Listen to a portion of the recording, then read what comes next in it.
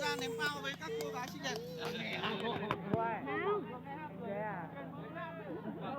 Quả bao em ném anh cũng bắt bao rơi. Xin kính mời quý vị đại biểu và du khách thập phương cùng hòa mình vào trò chơi ném bao. Đi, ra thì cho có cái cảnh xã.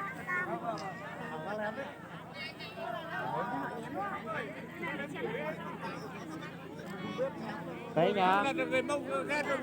Để đi trực tiếp ơi. Chúng tôi phát trực tiếp hết.